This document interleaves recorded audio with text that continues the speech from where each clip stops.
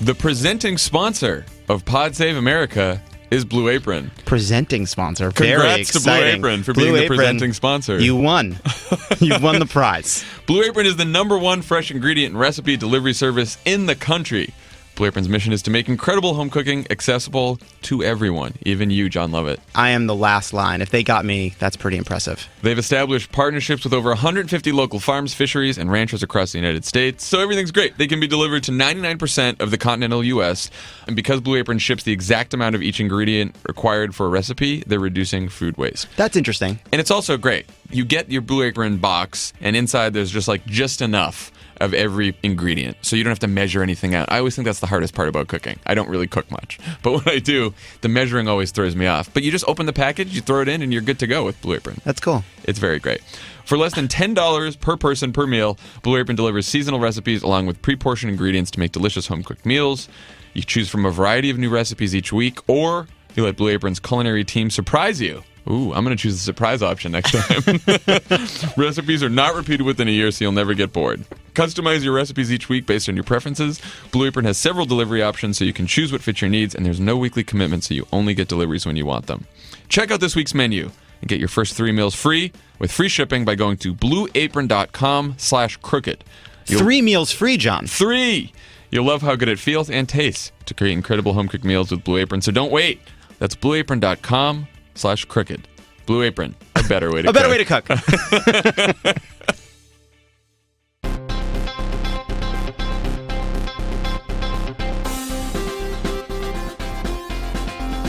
Welcome to Pod Save America. I'm Jon Favreau.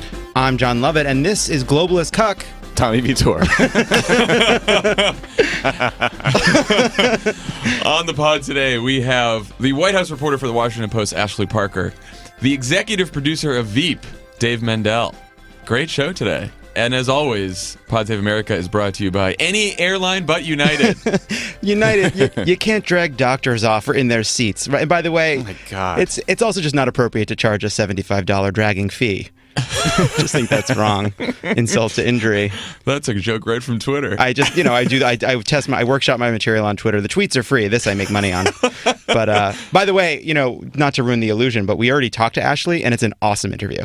I'm really excited about it. Oh, I didn't want to ruin the illusion. Love it. It's done. Whatever, it happened. Okay, before we get into it, we subscribe to all of our pods. Pod Save the World. Tommy, I believe you're doing a special episode today. Yeah, we're going to do a special episode on Syria, and then I'm talking to Senator Mark Warner about the Intelligence Committee and the Russia investigation. That'll go out Wednesday at regular time.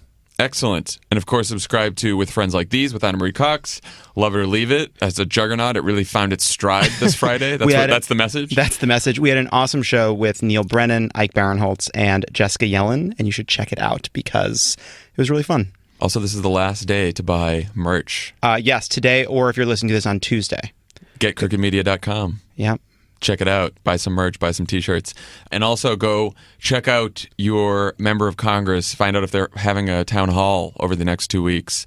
And go to indivisible.org because they have messaging points and talking points and information on how to get to your congressman's town hall during this recess. An important time. You can talk to them about health care, talk to them about the budget. We're going to have a government funding bill and by the April 28th when they come back. So there's a lot to talk to your members of Congress about. Paul Ryan specifically said he wanted health care passed by now because he was afraid of these town halls. That's right. So, and whoopsie daisy. Make your voice heard. Okay, let's talk about Syria. And let's be better than cable news and start with the substance of Syria before we get into the politics of Syria. Tommy, can you give us a quick refresher on the Syrian civil war? How did it start? Who's fighting who? All that kind of stuff.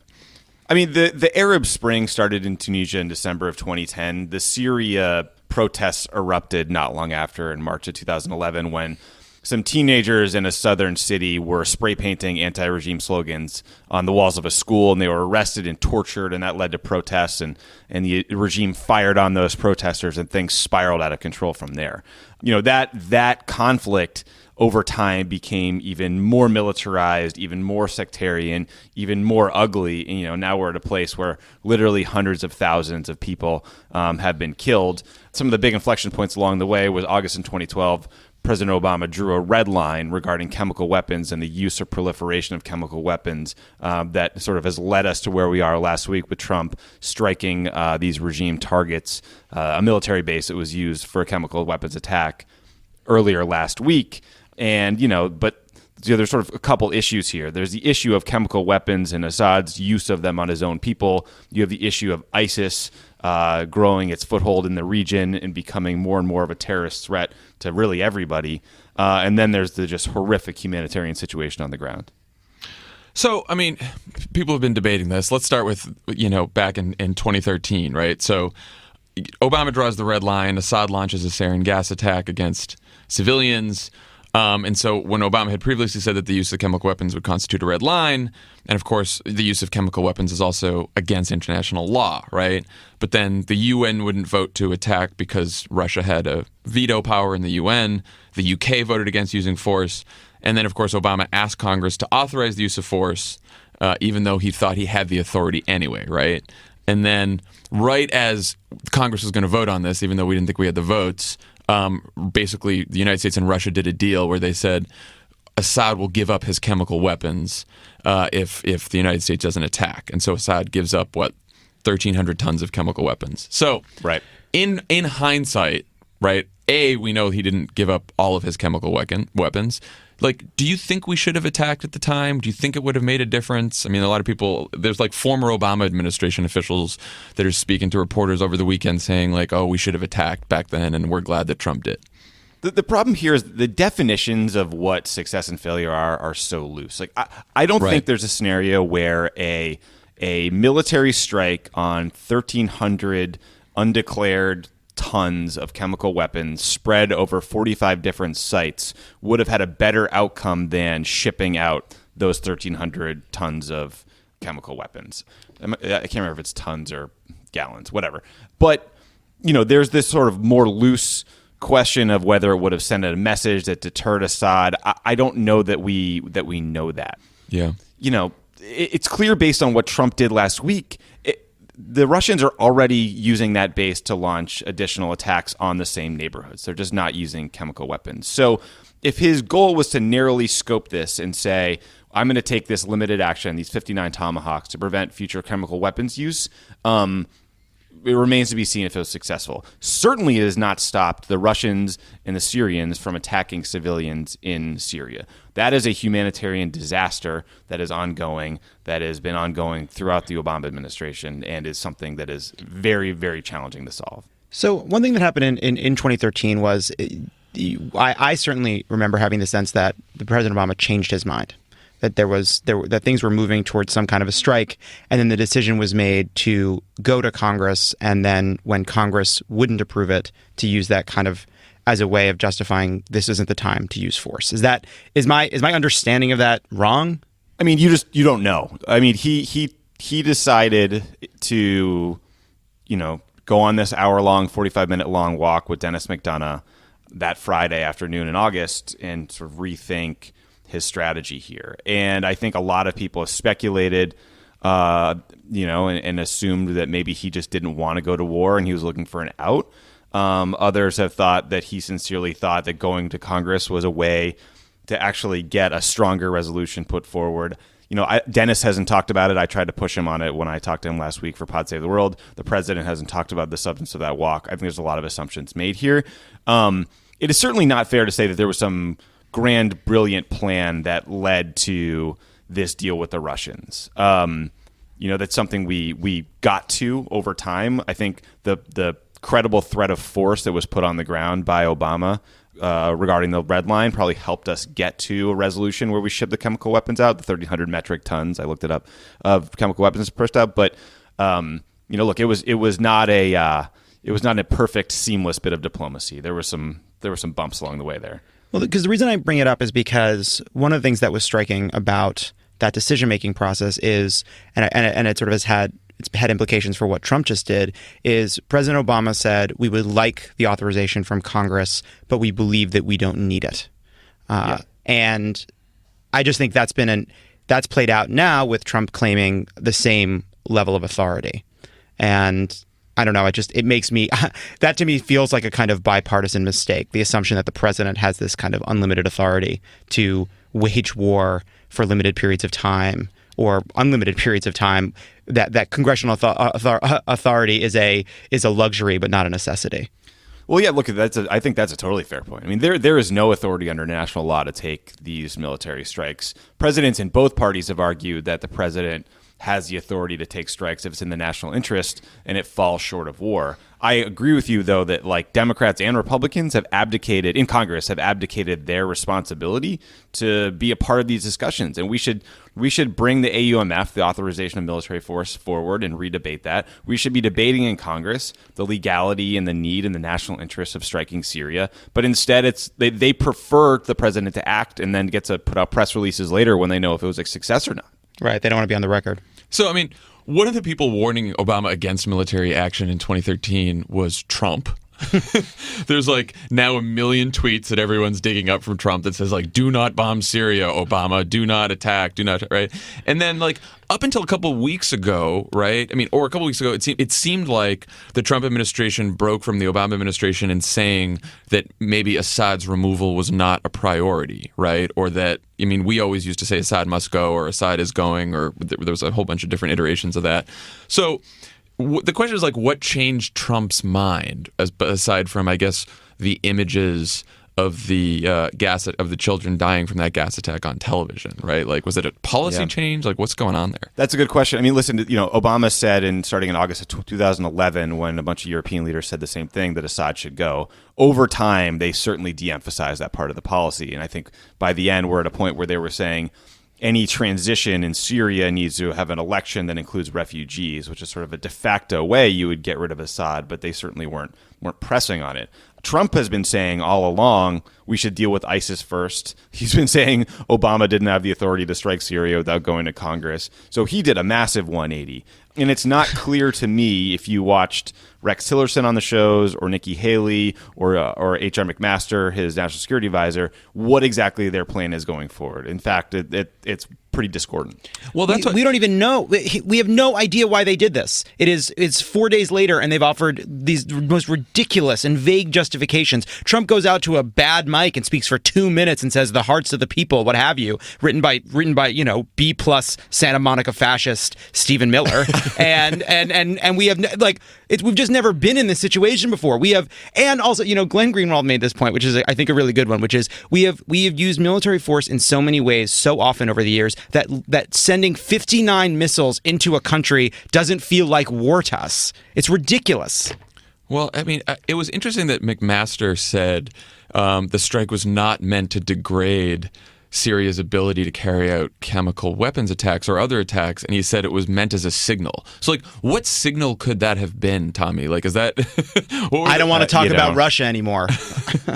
I know, man. Like, my great frustration is when you read people say, like, we need to go to do X, like strike a target to send a signal to Y person, or this sends a signal to North Korea. There's all these bank shot pieces of diplomacy that seem logical on a Sunday show, but really don't make any sense if you unpack them. Yeah, it's not a fucking tweet. I think the point he was making is like they didn't crater the runway and make it unusable for future planes to take off and land that might drop chemical weapons. They didn't hit, depots where they thought there might be additional sarin and render it unusable. They were saying to Assad, if you use CW again, you're getting more Tomahawk missiles. Maybe that will be effective in limiting future chemical weapons use. I don't know. But certainly he's still going to use barrel bombs and indiscriminately kill civilians in these very same neighborhoods. It's not going to help the humanitarian situation. Right. That was the two pieces of this. Is that this is why I think Syria's been so kind of confounding to even talk about, especially when you're talking about like how it's covered on television, which is, first of all, an incredible number of civilians have already died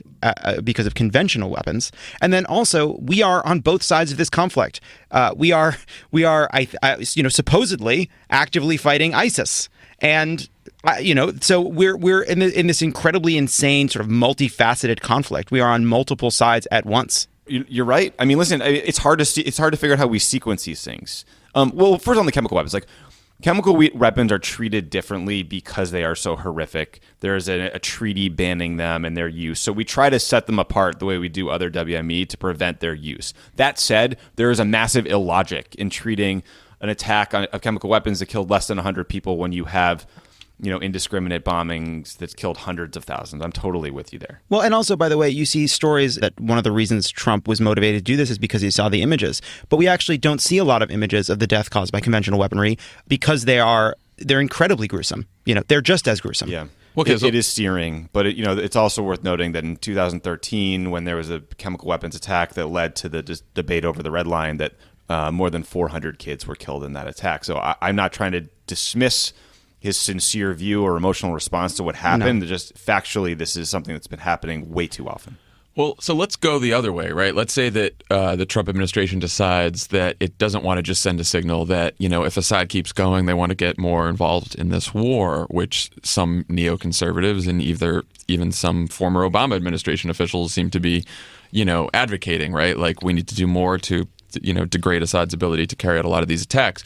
What are some of the risks of escalation in this war for the United States? There are massive risks. We have 1,000 U.S. troops or U.S. service members on the ground in northern Syria, and they could become a target.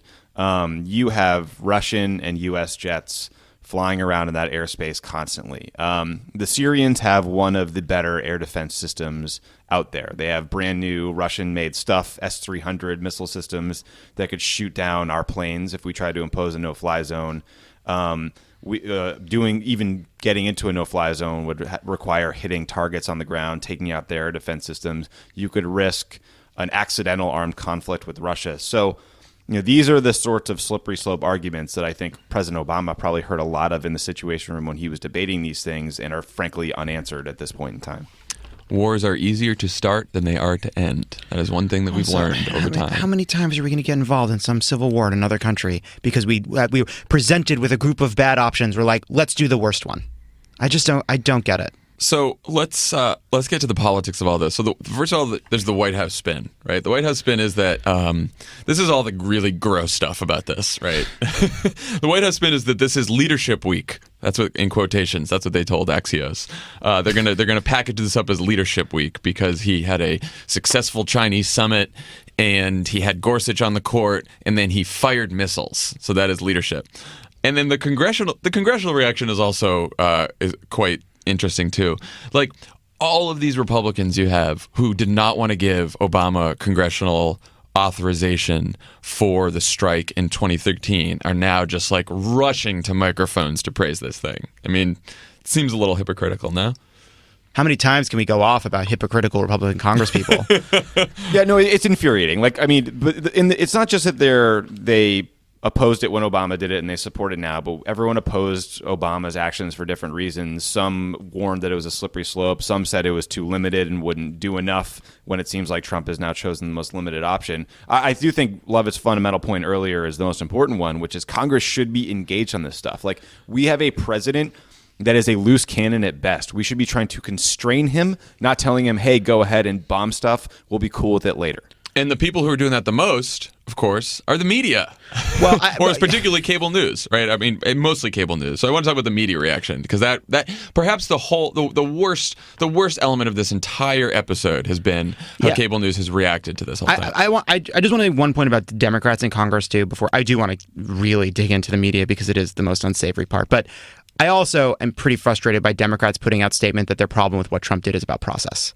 That, that's really important, but like, it's a lot of Democrats avoiding talking about what they think should happen in Syria to say that the president should have gone to Congress. What do you think they should have said? I don't know. Do they support or oppose these strikes? We just don't know the answer. I don't know the answer, but I'd like these people to take a stand beyond just wanting it to be approved or not, because I feel like nobody's arguing. There's very few people arguing that the president should not be taking military action in Syria. I mean, I do think that's one of these cases where in today's world, like, you have to put out a statement immediately, even though you sort of want to wait and see. Like, if Trump came out with some larger strategy about the war or about like what he was going to do in Syria, then you'd wait to hear what the strategy was and then decide if you're opposed to it or not. It is sort of hard to be for or against a single missile strike when you have no fucking idea what else is on the horizon, why he did it, or what his strategy is. Yeah, fair enough. All right. Know? Media. So, okay, by now everyone has talked over and over again about fucking Brian Williams quote. Boy, Brian Williams and Fareed Zakaria in a death match over who gave the stupidest quote about this. I mean, Brian Williams saying he was guided by the beauty of he was quoting Leonard Cohen saying he's guided by the beauty of our weapons. And then Fareed Zakaria saying this was the moment Trump became president. So sort of rehashing the Van Jones line from we went at that pretty hard on a little show called Love It or Leave It, which you should check out, because we went. I believe that was only one moment. John actually took a microphone at some point to yell "fuck you" to Jeff Zucker, because this is all about part, the piece. Well, it's part of Jeff Zucker's thing that like these are all characters in a drama, right? And the whole thing is a dramatic storyline. Cable news, which you could see that in action over the weekend or Thursday and Friday night, right? Like now, it was bizarre to watch. But this has been going on for a long time. This did not start with Brian and Fareed shouting these quotes out. Like why does cable news love war so much? What is it? What is it about the medium? Why do they always seem comfortable with military action? They're compelling images. I think that the boosterism and patriotism of being in favor of the troops who are launching these attacks is sort of an easy position for them to take. Right. And they look back at Iraq and they see all the people that cheerleaded us wrongly into the Iraq War, and there's absolutely no cost for those people. Most of them were promoted. They're still on TV. They're still writing for their various publications. So like, what's the downside? I do think there's a very real downside in terms of policy making, insofar as we never discuss the difficult questions of what happens the next day. There's a political situation in Syria that is just irreparably damaged and an unbelievable disaster, and there's no conversation about what are we doing to manage that, where's the diplomatic strategy, what's next. And I just want to say, too, this is a problem, and it's not just a problem with cable news, it is a problem with the Washington establishment, and this goes far beyond Trump and precedes Trump in a lot of different ways, right? And this is a problem of both parties' establishments in Washington, that there is a bias towards military action. We always had a problem. We always said this in the White House. Ben Rhodes talked about the blob, right, in Washington. Like it's a real thing, right? This consensus towards force, towards do something, even when you don't know why you're doing it, and we do not know why. I do not believe Donald Trump could tell you with any great clarity why he decided to do this military action. And there's a whole apparatus of think tanks and experts and bipartisan panels that'll come together and get behind yet another military intervention. And I don't understand. I understand why this comes from the right. I just don't understand how the liberal side of this equation has been so co-opted, because you look at what's happened, these military interventions that have gone poorly, it's when both sides have been conservative, when both sides have adopted a kind of conservative militaristic line. And I don't know how it changes.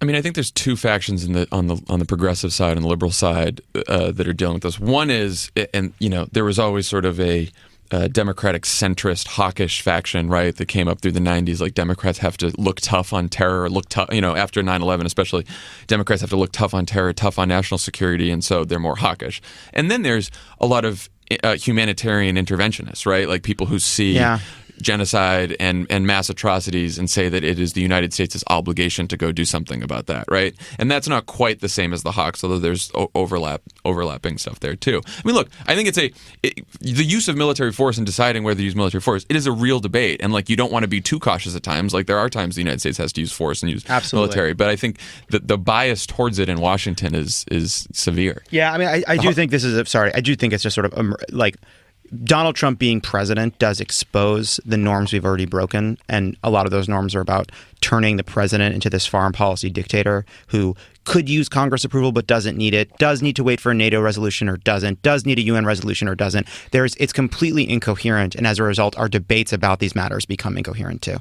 Yeah, I mean, the hardest debate in perpetuity will be what amount of war will prevent additional war. That's always going to be hard. But when we cheerlead every one of these actions, when we refuse to discuss the hard questions of what comes next, I think we do a disservice to the people who are actually going to be on the front lines fighting these things and not, sitting in Washington. And it's like so hard to learn the lessons of even recent history, right? Like we lost more than 4,500 U.S. troops in Iraq, cost us $6 trillion, 1 million wounded between Iraq and Afghanistan. It's just like Not to mention the hundreds and hundreds of thousands of Iraqis like I said, who died. Right. Like these are legitimate debates and there's good arguments on both sides, but it's for some reason we don't talk enough about the costs of war. We talk so much more about like the need for action. Yeah, like there was a story this week about kids being embarrassed in school for not having enough money to pay for lunch because the school doesn't provide free lunch. They have to bring the $1.40 or the $1.80 or whatever it is for lunch. And I read that, and first of all, people were outraged, and it's like, well, guess what? This is how we've been treating for poor people for a very long time. We like to embarrass poor people to get their benefits. We've been doing that forever. But I just found myself thinking, like, how do we decide what's expensive? Because Tomahawk missiles seem free in our debate about what we do. Military action is treated as if it's free. And pipes in fucking Flint or school lunches for kids, those are too expensive. We can't seem to afford it. And that has to change. Like we treat military action like this inevitable sunk cost, and it's absurd. Oddly enough, that was one of the messages that Donald Trump ran for president with. Yeah, America fucking first. Which is why a lot of his base right now is pretty unhappy too. I mean, you see like lunatics like Ann Coulter and and all those people are like really pissed at him. They're sort of he's losing some of the base on this one, which is interesting. So let's talk about quickly before we get to our guests, let's talk about what I like to call a Game of Cucks, the ongoing infighting in the White House. So the latest one, we have Bannon and Priebus versus Ivanka, Jared Kushner, and globalist Gary is the name for him. Isn't it strange how these Bannonites refer to Jewish White House staff Gary Cohn and Jared Kushner as the globalists? How odd! What a coincidence! I thought that the best I forget which piece it was, but the best little detail here was that Bannon and the Breitbart crowd, when they text each other about Gary Cohn, they have two names for him, or they have two. One is CTC for Carbon Tax Cohn, which I think is pretty lame, and the other is just a globe emoji, the Earth emoji. Oh my god! So that's, first of all, that's fantastic. I'm actually a little bit impressed by their cleverness. Also, I like how we're just like, oh, they're just violating the Presidential Records Act, by the way. Like that's just yet another example that they're all talking using texting and other apps that they're not supposed to use because all these records are meant to be preserved. Terrific.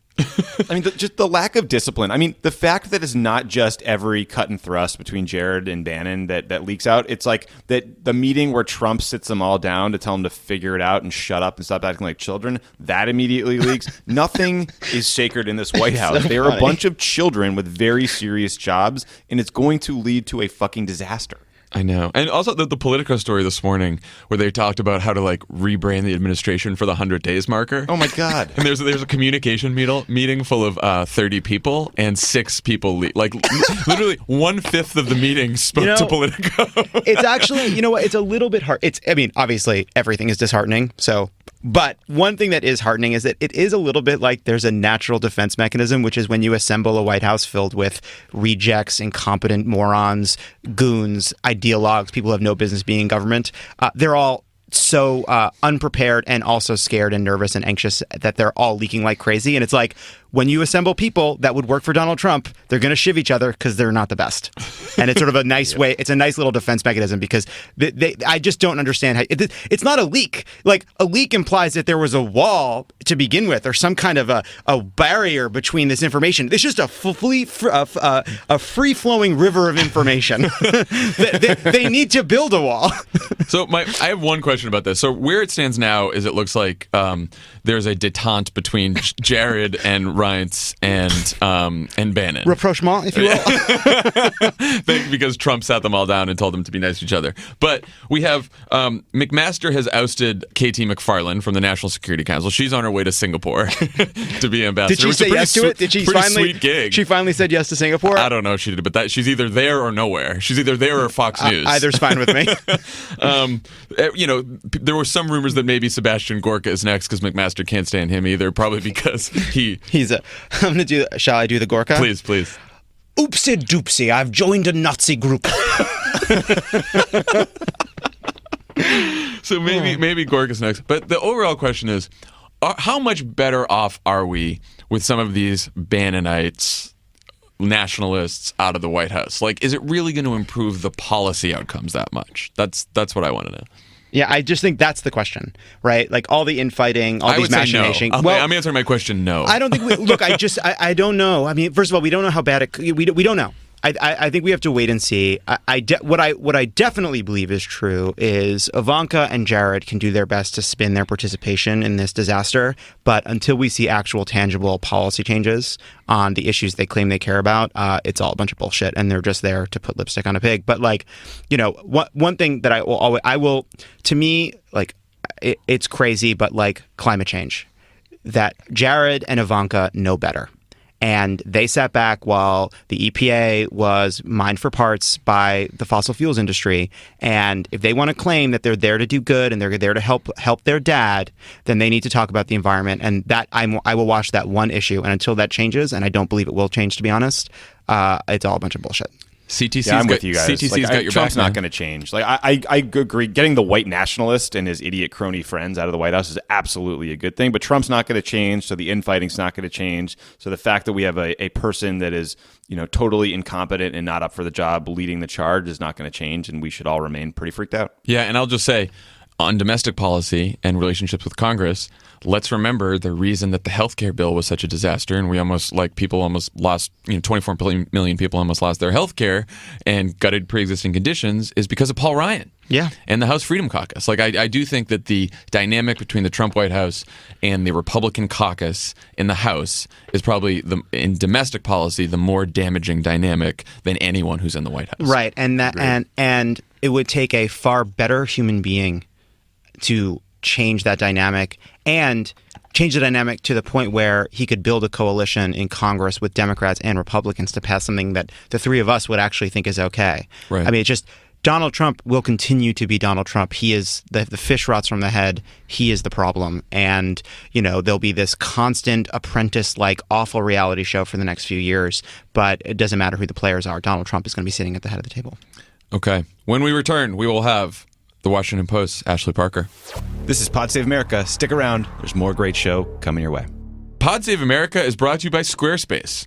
If you've ever tried to start your own website, you know what a hassle that can be. I do know, John. Especially if you don't know what you're doing. I have a very peculiar and particular graphical idea for our website. Okay.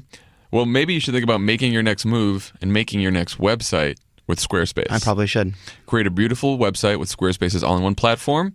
There's nothing to install, patch, or upgrade ever. I want you guys to know that Squarespace is also advertising on S-Town, which is a fantastic podcast, and they put music under it, but I don't think they have as much fun with the ads as we do. No, they don't. Squarespace provides award-winning 24/7 customer support and will help you get your own custom domain with an experience that's fully transparent and simple to set up.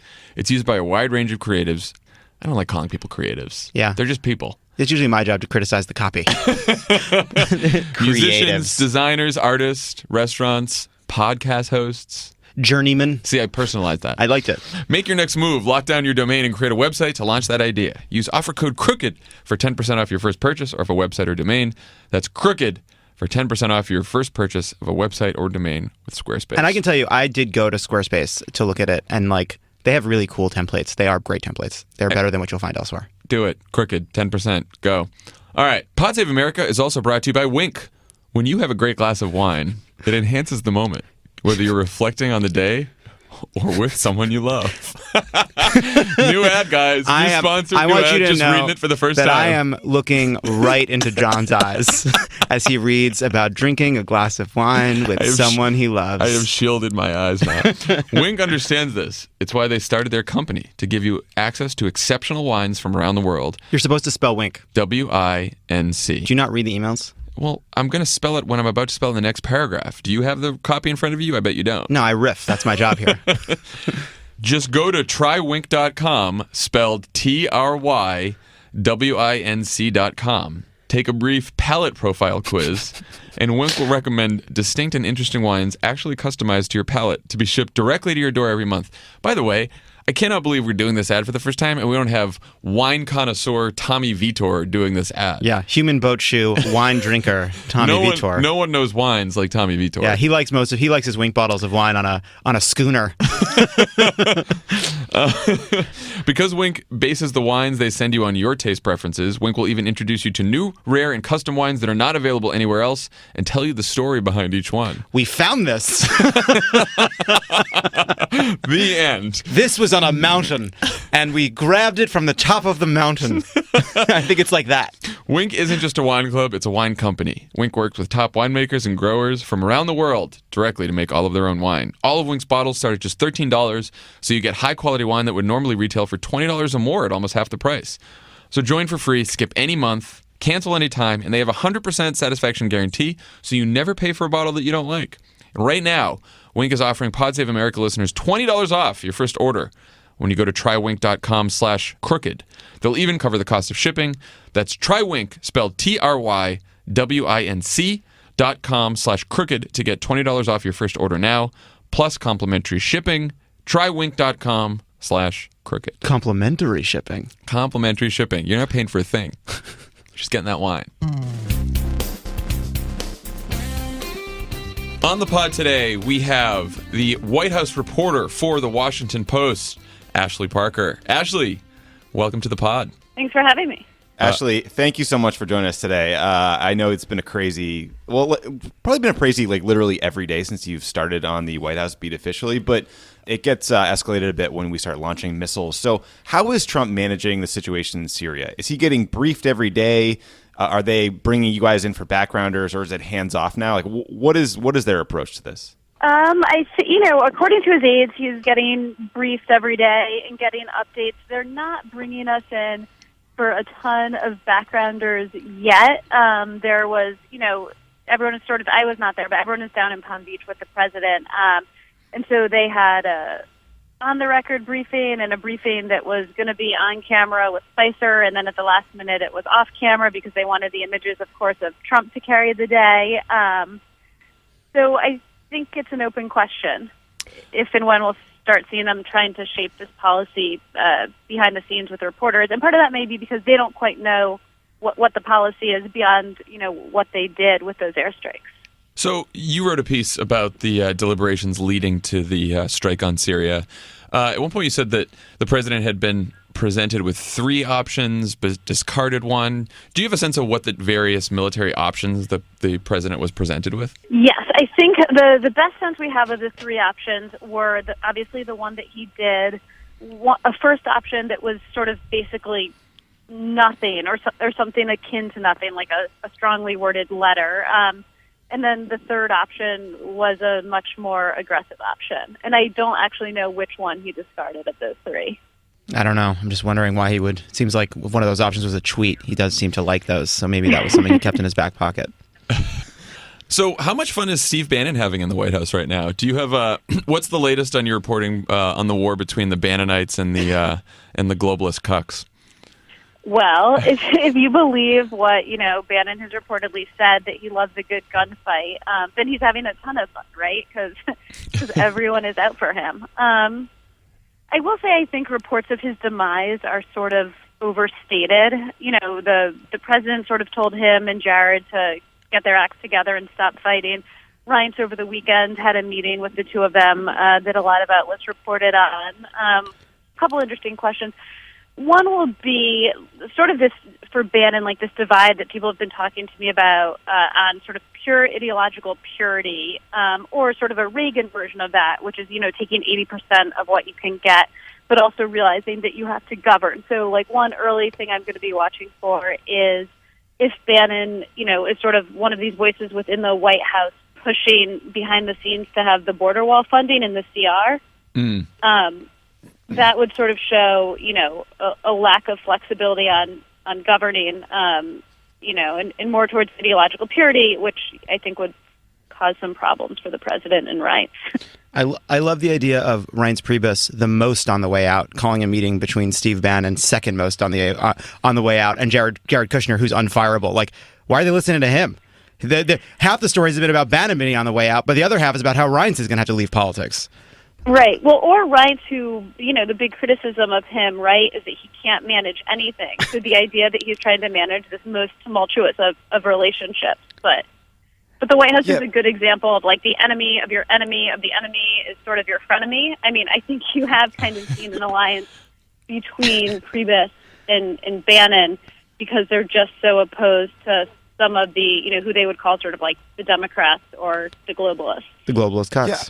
I mean, along those lines, actually, like these guys have lost 3 very senior officials in 3 months. They lost their deputy chief of staff, the national security advisor, the deputy national security advisor. Every day you read about Bannon being demoted, Reince being fired. Like, they even authorize leaks about conversations to stop the leaks. Is this place, like, is this how Trump wants it to be run, or is it just as out of control as it sounds when you read the paper?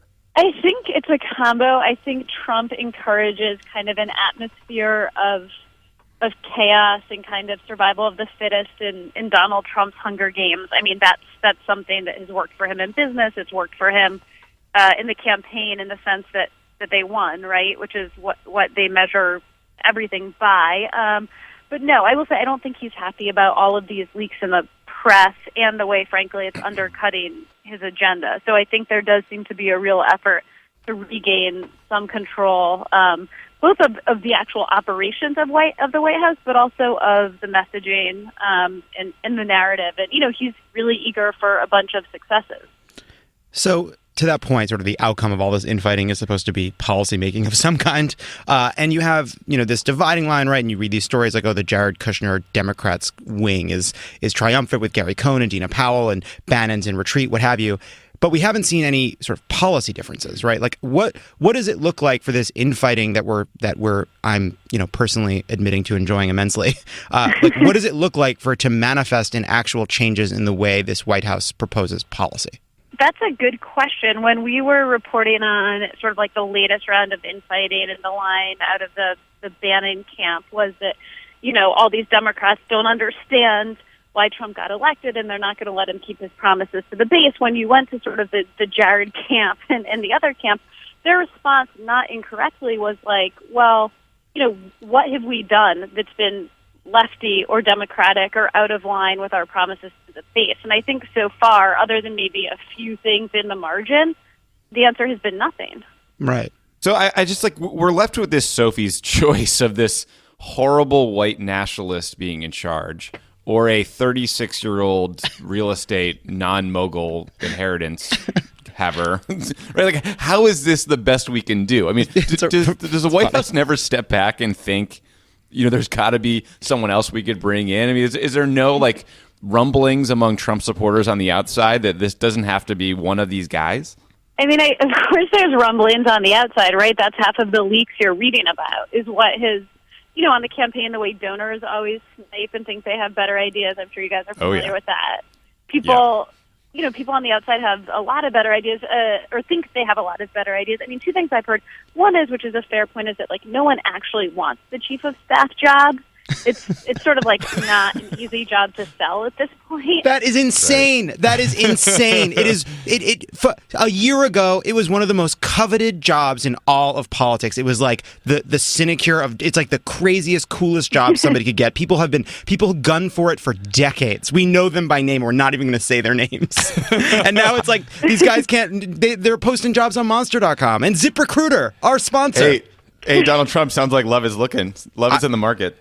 Maybe Bill Daley will do it. Actually, we know that you're going to be going to Sean Spicer's briefing after this. First of all, will you ask a few questions for us? But yes. We'll get to those later. But second of all, how has your me and confide. now that you've been to a couple of these, how has your sort of strategy as a reporter evolved? Like, what do you hope to get out of these briefings, knowing that Sean is somewhat reluctant to divulge a lot of information? To tell the truth? Like my strategy for getting called on, or just my takeaway from the overall? Both. Well, I guess strategy for getting called is like bright colors, sit up high in your chair. I'm not sure. Skype Bright it. colors, sort of like sit on top of Glenn Thrush. I mean, one time I found that I made eye contact with him and I got a question, so that can sometimes work. I mean, one thing that is not helpful out of the briefings is I found that, and this is the first White House, again, I've sort of covered in this capacity, so I don't know how it worked in other White Houses, but if he says he'll get back to you on that, he rarely gets back to you. So, I think the goal is to get as much as you can, right? Like in that moment, and this is not typical or unique just to this White House, but I find that some of the most revealing exchanges are when a topic is kind of drilled down upon and followed up on and circled back to again and again and again, whether it's the reporter who's asking the question, asking a follow-up or another follow-up, and then if that answer is unsatisfactory or has raised new questions, other reporters in the room coming back to it. And to be clear, that's not like a mass strategy to game out Spicer, from the press corps, but it's that like we all have the same question and, we want an answer and we'll keep on returning to it. I'm actually interested in that because that's something that I think a lot of people that aren't reporters have been kind of clamoring for. Like even a lot of people that have kind of worked in communications, even in the White House, have been talking about this, that we wish that the White House press corps would be more of a team right now because there is so much stonewalling and kind of in an unusual way that we wish that you guys would, rather than thinking about your own questions, focus on kind of getting answers to what the reporter before you asked and what have you. And I just wonder what your reaction is to kind of that critique. Yeah, it's an interesting question, and I think one that you've seen debated publicly, certainly and privately, right, especially if the president or someone won't call on someone from an outlet, right, or cut someone off because they don't like a question or something like that. What obligations do you have to go back to them? I will say I do think you are, especially on some of the key issues, seeing these questions get asked, and even if it's maybe not quite as streamlined as you or someone on the outside would want to see, right, that like one reporter asks and the next reporter follows up and then the third reporter follows up, I often find that you do kind of get those follow-up questions, if maybe not in a quite so neat linear order. Two other things I think are, sort of asking the three-part questions on three different topics is, I don't think that was ever helpful. I think it's particularly unhelpful with this White House. And I think you're seeing reporters come more. This is the only White House I've seen, especially the president, where you can ask a question with a fact embedded in it, and the president will just say, like, that's not true. I never said that. That didn't happen. So you do see reporters coming to the briefing a bit more armed like lawyers, right? If you're going to say to the president or even Sean Spicer, this happened, or, Donald Trump said this, you need to know what he said on what day to who and have the quote in front of you. And I don't think that's a bad thing for any administration. Covering any administration. Yeah, I agree. I mean, and to that point, Ashley, like the White House briefing is in many ways an institution that's built on trust. You have to have a sense that the press secretary is going to give you an honest answer no matter how difficult the question is. And a lot of press secretaries have broken that trust and they quickly fall out of favor and usually get fired. Spicer opened his tenure with you guys by screaming at you about crowd numbers that were a blatant lie. I'm just wondering, how did you guys recover and push forward when the very first moment of that relationship was so broken and false? I mean, I think a couple things. I think Spicer came into that job, to be honest, with a lot of goodwill. A lot of people knew him sort of from around D.C. and having worked with him for a long time. So I don't think it was necessarily quite as damaging had it been a purely new presence. But yeah, I think there was always a healthy skepticism covering any White House, and I guess I would say it's even healthier and more robust with this White House. Very diplomatic answer. I'm impressed. One last question. I noticed in your in the story you wrote about Bannon last week, it said, this is based on an account with, 20 White House officials or other officials, and that seems to be a pattern in a lot of these stories. Like, do you get the sense that these people just hate each other that work in the White House right now, that there's like more backbiting and infighting than there usually is in an administration? It's just, we've had leaking in our White House, right? Like it happens all the time in Washington. It just seems like an extraordinary amount coming from the Trump White House. I will say two things on that. I mean, I think it's, from a reporter's point of view, I think it's nice to have so many entry points. Is it a problem that like you're missing calls from one leaker while you're on the phone? Like you have to constantly go back to your voicemail? I mean, I think we as reporters appreciate that dynamic. Not necessarily, the pure leaking, but just, the ability to get as many viewpoints and perspectives and people to talk to us as possible, right? Like, I think you want that in any White House, not just the Trump White House. Right. And one reason why I think we cite those numbers in our stories is because, among other things, I feel like sort of an objective version of truth has been lost in this campaign cycle, in this White House, in this media. And so I think it's really dangerous for everyone, right? Because if in the Obama White House, I feel like, correct me if I'm wrong, but I feel like you guys very rarely repeatedly said about stories in the Post or the Times or the Journal or wherever, this story is false, this story is bullshit, this story, is not at all true. And if you did, it kind of meant something, right? Like if Josh Ernst or whoever it was, Axelrod or Gibbs, went to the podium and said that, people kind of thought oh, maybe this publication really did get it wrong. Yeah, we would say stories were unfair a lot, but we wouldn't say false unless they were false. I mean, they said stories were unfair all the time. Lovett thought it was great. Yeah, no, Lovett never complained. Being so unfair to us. But when you have a White House that frequently denounces stories they don't like as false, it's sort of it creates a boy who cries wolf thing, which Right. is bad for them because I'm sure there are a number of false stories they get, right? But their credibility is a bit diminished. So when they're calling an actually false story false, it means a bit less coming from them. But by the same token, if they're calling a real story false, we just want to make clear, this wasn't one disgruntled leaker, right? These were 22 people who hopped on the phone with us in the past 17 hours. That's It seems like it's almost become a little bit of a pissing contest. It started with 8 intelligence officials verified this. We have 14 sources, 6,000 people. literally everyone but 5 people in the White House responded to the only story. person who won't say that Priebus is being fired is Priebus. Yeah, but Ashley had 4 people named Trump on the record in this story. Ashley, thank you for stopping by. And when you get to the briefing, if you get called on, just ask Sean when he's coming on Pod Save America. All right, we'll do. All right. Thank you, Ashley. Thanks. Talk to you later. Bye. Don't go anywhere. This is Pod Save America, and there's more on the way. Pod Save America is brought to you by Tommy John. Yeah. Oh, let's have some fun with this advertisement. Okay. Your choices of underwear might not be public knowledge. Yeah. That ship has sailed, hasn't it? Welcome to 2017. Trump is president. You're building brands. People know the underwear you wear. We literally tell hundreds of thousands of people every week what our brand of underwear is. I'll tell you right now. It's Tommy John. There's a pair of Tommy John underwear between me and this chair as we speak. It's time to upgrade your underwear. And Everyone pants. else. I'm wearing pants. Those of you who don't have Tommy John, it's time to upgrade your underwear. And that starts with the right fabric. Tommy John's Second Skin is made from a super soft natural fiber sourced from beechwood trees. I get, you know what? Listen, Tommy John, I love you. I loved you before you were paying me money.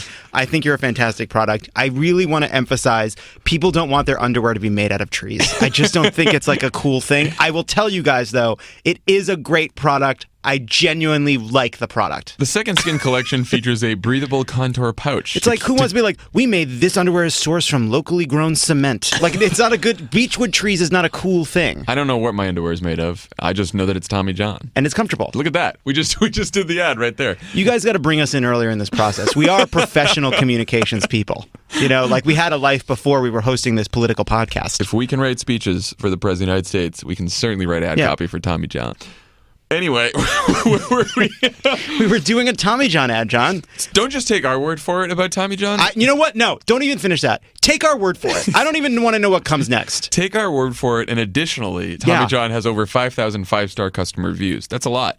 They've sold over 2 million pairs of underwear, and they're all backed by the best pair you'll ever wear it, or it's free guarantee. 500,000 of them are mine. Anyway, hurry to TommyJohn.com/crooked to check out Tommy John's complete line of Second Skin products, from underwear to undershirts and more. Plus, save 20% on your first order. That's TommyJohn.com/crooked for 20% off. TommyJohn.com/crooked. Okay, Square Cash is the newest, simplest way to pay people back In fact, we have a little story about this. I used Square Cash this weekend twice to pay my friend Jon Favreau. Once for a dinner, and we all split it, even though, of course, he ordered a scorpion bowl, and I wouldn't touch a scorpion bowl. But, that's I life. mean, it was for the table. Yeah, you drank it. You and Jesse drank the scorpion bowl. The rest of us were bystanders at your good time. But anyway, yeah, there you go. You got your $36 per person. I think it was for the fortune cookies, too. It was a great Chinese food restaurant. It was great. It was great. Well, we're not going to do an ad for the Chinese. Yeah, I'm not giving you- Anyway, this yeah. is about Square Cash. All I'll say is that it rhymes with Genghis Khan. And we had a good time. And if they want to pay for more, they know where to find us. Anyway, everyone used Square Cash to pay me back. Sending and receiving money is totally free and fast, and most payments can be deposited directly to your bank account in just a few seconds. The money is in my account right now. I also paid you for the groomsman outfit. That's right. I bought all the ties for the wedding, and everyone's paying me back via Square Cash. Weddings cost me a bunch of money. I know. Well, that's weddings for you. Anyway, in the Cash App, link your debit or credit card, select an amount to send, and type in a friend's phone number or email address to complete a payment. Get your money deposited instantly to your bank account. None of that gimmicky stuff. It is really cool. I hadn't used it to pay. It's the fastest pay app I've used. It's awesome. In the same way that I transitioned everybody to WhatsApp because I didn't like iMessage because I have a Samsung phone, I'm going to try to transition everybody to the Cash App. Go download it today. Okay, today we also have a special segment presented by our friends at VEEP, HBO's VEEP. And with us today, we have the executive producer of VEEP, Dave Mandel. Hi. Thanks for coming by. That sounds like we've paid you to have me on. In fact, you have. Well, that's just embarrassing. But here's the thing. So now, listen. What a horrific start to this. Now, we were going to be a little bit more subtle about it and record before the interview that we are being paid, but we would have done it anyway. So the joke's on HBO. It really is. As long as the check clears. We had said since the beginning of this podcast, we need to get VEEP people on the podcast. And then suddenly HBO reached out and we said, sure. Yeah. We were excited about it. All right, fine. Kevin Spacey's coming in next for... How much is he paying? How much did they give you? We'll let you know how long his segment is. Well, first of all, I'd like to hear a little bit about this season. How much can you tell us about what's going on? It's one of these funny things where I'm desperately trying not to say anything about anything, and people just want everything spoiled and ruined. We pick up a year after the end of season 5, which if you haven't watched that, well, then this will be also a spoiler, which is at the end of season 5, Selena lost the presidency. Right. And we pick up basically a year later, and we kind of start to fill in the gaps of that year and sort of see where the sort of the team has gone and where they've split up and how she is dealing with sort of losing power. And here's a hint, not well. It's so funny that you guys wrote that she lost this thing, and then... I know, but I swear to you, it has nothing to do... You had no idea. No, I mean, I am personally separate from VEEP. I was an active Hillary giver. I have a lovely picture here in Los Angeles over at the Henson Studios of my children with Hillary Clinton that I took, that we got so that I could save my daughter, the first female president of the United States. That's now... Think about how much better that picture would have been. Yes, exactly. Now my children just look at me and go, when are we moving? But honestly, this goes way back to when the show was created by Armando Iannucci, and he ran the show for the first 4 years. I took over after him for year 5, which was the resolving of the tie. That was what he had created, the Electoral College tie. Right. And when I sort of sat down to start talking with Julie about taking over the show, my big sort of pitch was, eventually we will solve this election and Selena needs to lose. That's what she wants most on earth, which, by the way, is probably similar to Hillary Clinton. Right. What she most wants on earth is to be elected president of the United States. And if we give it to her, in my mind, the show is over. There's no point in letting her win. So that was sort of my funny. whatever. And then obviously it turned out we were predicting the future. I remember thinking the same thing. I was like, if she wins and is president, like, what happens? Is that like the when end of the show? It's like when or Niles what? got with Daphne, and you're like, what are we even doing here? There you That's go. a Frasier reference. There's your Frasier reference. You're with me on that. What? You don't like being compared to Frasier? Not the biggest fan of that show. I know. Comedy snob. What Look can at I tell you. you? You could only see Lovett's face right now. I know what it looks like. So the funny thing about VEEP is, like, we as people who worked in the White House always get asked, okay, what's the most real? Is it House of Cards? Is it West Wing? And the answer is it's VEEP, because you guys nail the fragility of the egos in the, like, day-to-day idiocy of the decision making. Is that great writing, great actors, consultants? Like, how did you guys figure out town so well. It sounds so silly. It is a magical combo, and I certainly don't want to take credit. Again, I do want to credit Armando as the show's creator. This thing existed. I was a fan of the show before I ever worked there, so that's always a nice thing. But we try really hard. We have consultants from, both sides of the aisle, as they say. When we get into these issues like, with this year in talking about Selena and the loss and what happens to the people, we had wonderful conversations with people that worked in different White Houses. Some of the best conversations we had were people who worked under Bush, the first Bush, because they didn't think they were going to lose. So it was sort of in some ways the closest thing we could get to. Obviously, Selena only served the 1 year as a vice president that was elevated. But in terms of getting caught off guard, in terms of not having preparations for a post-presidency, not having library plans, all of those things. So again, all these pieces of things, we sat down. Mitt Romney was gracious enough to come to our offices and sit down with us. And he's got nothing better to do. No, that's true. Well, apparently the Senate now, but willing to talk about what it's like to lose, and that kind of firsthand sort of knowledge of dealing with the loss, and what he's saying about the loss, and then how you kind of take that and go, what can we do with Selena? Because he's not shy about saying he's got this amazing family and he's got some money and all of those wonderful things. But no, he still gripped the railing of that veranda pretty hard for like a year and a half. No, exactly. And by the way, if you think he's gripping hard, wait till you see Julia gripping. Right. Yeah. I mean, we're talking talons, like the metal bar just like cracking. Yeah. So again, you sort of take all of this in and try and process it. And look, I don't know. It's also just sort of knowing people, talking to people, but also a certain lack of sort of willing to put everyone on a pedestal, which I think is sort of a natural ability to kind of go, oh, if someone's in Washington, they must be up on a pedestal, as opposed to, well, wait a second, I went to school with a lot of those guys. They're a-holes. You know what I mean? It's like, can I say that? Did I say that all right? You can say whatever you say. We got an E right next to that title, so you're fine. So the big question that sort of hangs over season 6 is, what do you do with the show about the absurdities of Washington when Trump is president, right? And the Trump White House is sort of out-veeped Veep, right? Absolutely, in a lot of ways. And I'll give you a perfect example, which is, and it sounds silly, I can't even imagine you're talking about something real. But at some point in the season, I had to turn to our writers and go, we have to take the golden showers joke out because of what's going on in the news today. So we hadn't shot it yet, but there was a joke in the script. I think it was Jonah that we were making fun of, because eventually, in the quest to embarrass Jonah, you will get to a golden showers joke. Yeah. And it had to come out, because if we'd done it, first of all, it's 8 months later by the time it airs, and it starts to seem like a stale, old, hacky reference. But also, it doesn't exist anymore. The purity of golden showers has been lost. Never again can you think of just an honest, good old-fashioned golden shower without thinking of Trump. It's been spoiled. He's ruined it. It's been muddled with. He's ruined the golden shower. Exactly. But you understand what I'm saying in terms of, and obviously, again, the absurdity, but also who knew. So in a weird way, and this is how I've thought about it, the decision to have her lose the election, which again had nothing to do with Hillary and nothing to do with Trump, turned out to be our best friend in the world, because we're still about politics, but the visuals are now different, because she's not at the desk. She's not at the podium. Mike McClintock isn't doing press briefings where you could side by side them with Spicer and go, wow, Spicer is dumber and funnier than McClintock. You know what I mean? Yeah. We're by taking this weird sort of sideways step into Lostville, I think we've actually given ourselves sort of perspective and a lens a little bit that differentiates it. Because I do think